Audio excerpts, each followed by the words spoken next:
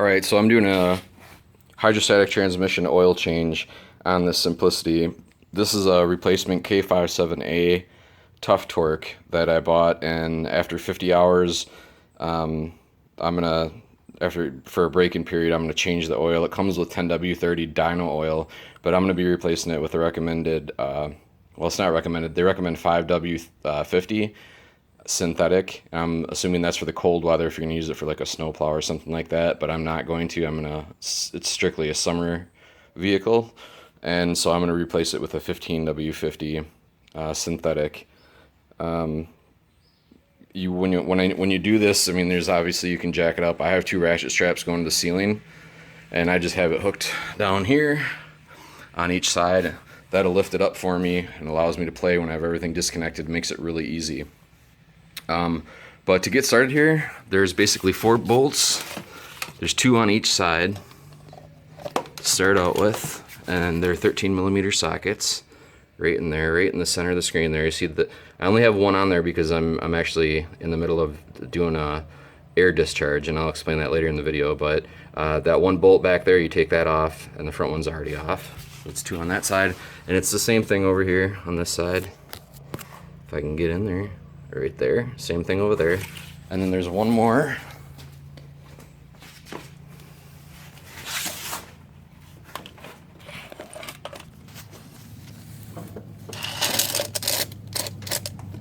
That goes right here. So I'll probably want to take that one off first and then do the 2 other ones in the front. But before you do that, you want to get the pins. And there's 3 pins that you got to take out. This first one that I'm going to show you is best to take out from the back, even though I'm not going to show it to you from the back. It's a hard viewing angle, but the way the pin goes in there, you're better off coming at it from the back with a pair of needle nose. But I'm going to leave that there. Everything else for all these pins, you can just go to the left side of the tractor as you're sitting on it, and that'll allow you to get good leverage on all of them. Or the other 2, I mean, I'm sorry. The one that I was saying that's really hard to get to is right back there. This one right here. You want to get underneath from the back with a needle nose and just pull it straight out. That'll be really easy. And then I always put them back in. Take the arm out and put it back in. The other one is right here. This one you can get from the left side of the tractor as you're sitting in it. And then the last one is right here. And just pull those guys out, put them back the way they were after you take the arm in, and then you don't lose anything. Okay, so then you do that, and then you jack up your tractor. So that's what I'm going to do now. I'm going to remove all these, jack up the tractor, pull it out, and then we'll get into how to change the oil and how to do the air discharge, where I'm at right now.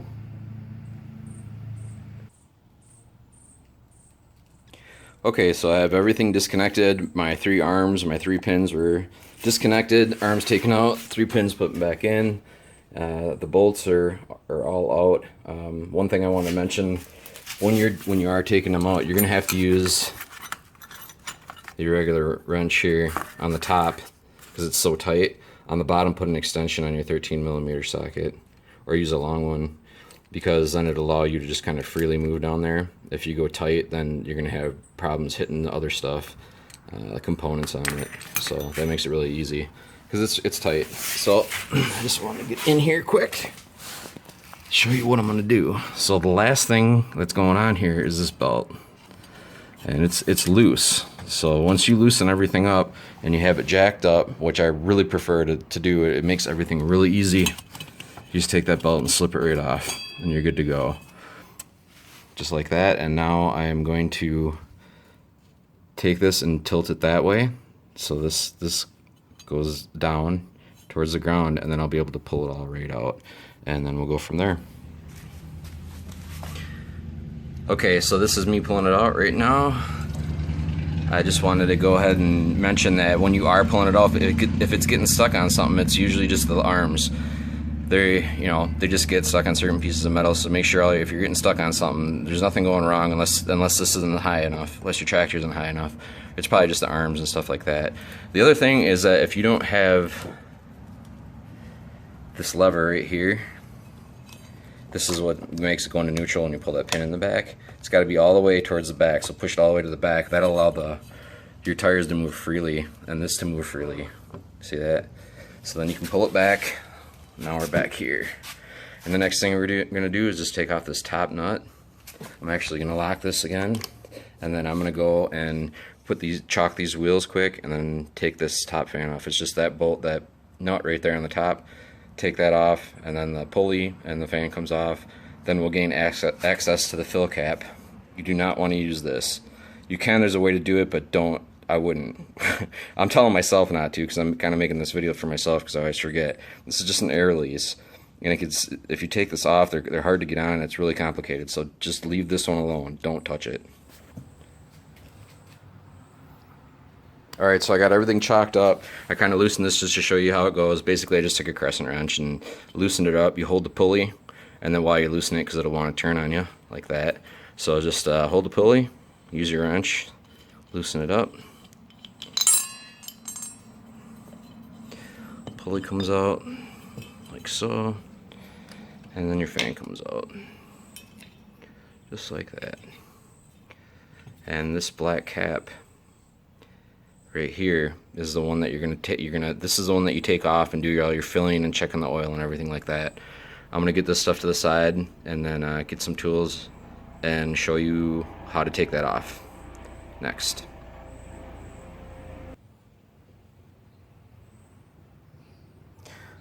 Okay, so I can't do this. I need two hands to show you to be able to actually do this myself, and I'll have to do it after I show you how. And I'll show you how I do it. Maybe there's other ways that people do it, but this is the way I did it. It worked out really well. I didn't have any problems. And it's also how I did on the other one. I just take this is a really stiff putty knife. It's really stiff. And it's kind of carved at the end there. It's nice and sharp. And I put it in there. There's a, get real close in there. Get underneath that black seal, it's all metal. And that seal goes all the way underneath that metal, and it's tight. And so what I do is get underneath that, kind of carve my way in, and gingerly tap it with a hammer, and just keep working around, and just gingerly tapping it until I can get in there, and then kind of twisting it like that and prying it up. And I do it very carefully, and I do it very slowly and very gingerly, because I don't want to ruin this cap. Inside of this cap there's a magnet on there, and I don't want it to leak or anything like that or have any problems, so that's what I'm going to do next. Okay, so we just got our cap off, and basically this is your fill and drain hole. So all you want to do is, I got the oil pan there, you just flip it over and let the oil drain out, give it a good drain. You want to do it at room temperature. They don't recommend doing it hot, so you can kind of, there's no time restraint or anything like that. Just dump it all out and then put it back in a level position. And they recommended 2.2 to 2.4 liters of oil, which is basically a little over 2 quarts. But the other way to measure it is just from the top here. You want to be down 3/4 of an inch to 1 inch from the top here. And after you do that, you put in your new oil. You fill it up 3/4, whatever we just talked about, the 2.2 liters are 3/4 to 1 inch from the top. You want to hook it back up to your tractor and keep the tires off the ground, and then you want to just run the tractor forwards and backwards a few times, and then if everything is running great, then you want to give the engine some more gas. Start low and work your way up with the gas, and eventually you want to give her a real aggressive throttle and back and forth. And what you're doing is you're purging the air out of the system, and that's gonna show you basically if there's any air left that'll make up for this oil. Then you'll be able to put in the excess oil that you need if you're missing any. In my case, I didn't. Everything worked out. It's all approximate, so I really don't need to put any more oil in there. One thing I wanted to mention, after when you're doing that, when you're taking this cap off and putting it back on, I had a issue where I pulled this off and it was stuck like this, and I was convinced that it just went down just like this right back into it. So when I tried to put this cap on there, it wasn't going all the way. And since it was really hard for me to take off the cap the first time, I just felt like, or I just considered that it was, assumed, I guess, that it was a really tight cap. So I got out a rubber mallet and just kind of pounded in there. Well, come to find out, that's not the correct way. I broke up my magnet. I had to buy a new one, $7 on the internet. And what it is this magnet does not go in here flat on this cap. It goes right in these slots right here, just like that. So don't get fooled like I did. I should have known better. I should have just looked at what I was doing, but I'm learning as I go here. So yeah, so make sure you have it in that way when you go ahead and put this cap back on, and then it goes on nice and smooth.